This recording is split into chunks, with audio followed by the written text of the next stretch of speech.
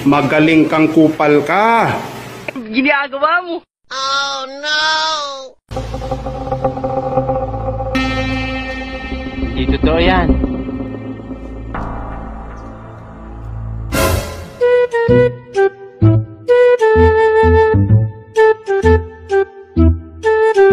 Basta man ang ating project dito. Okay ba yung pagkasulit-pulido ba ang paggawa natin sa ating project dito sa flood control? Okay ba? Okay kayo, boss. Okay. Okay. Dapat tama yung mga sukat ha. Itong bakal natin, goods to. Paldo tayo nito. Sabihin mo lang sa akin kung maubos na ha, yung wala nang materialis ha. Okay, paldo tayo. Ano yan? Ilan ang kulang? Ilang kulang na lang sa bakal natin dito? 100 na lang, boss. 100? 100. O sige, ang bibili natin 50 lang. Paldo tayo. Yung karton natin, ilan ang kulang ng karton? 500, boss. 500. Bibili tayo ng 300 lang. Meron tayong pang chibog.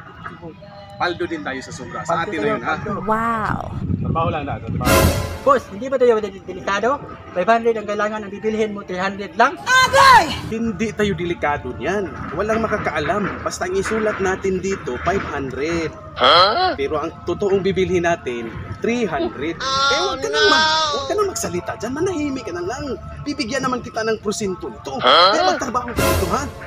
Boss, paldo ka naman ngayon ha. Bibiliin mo na ako ng pera, bibili ako ng Fortuner. At travel ako. Paldo ka kasi. Oo. Marami ka pang mabibili.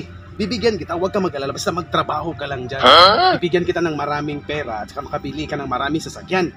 Basta yan ha. Okay. Siguraduhin mo na hindi papalpak at ang mga project natin dito sa ha.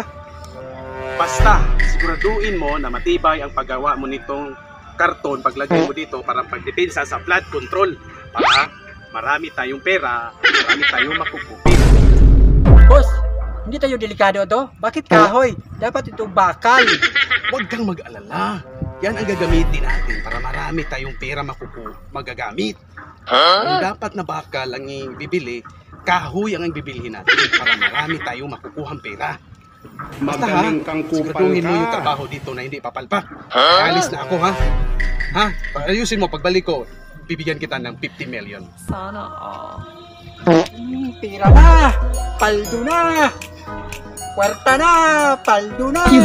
Luxury cars na! Luxury cars na!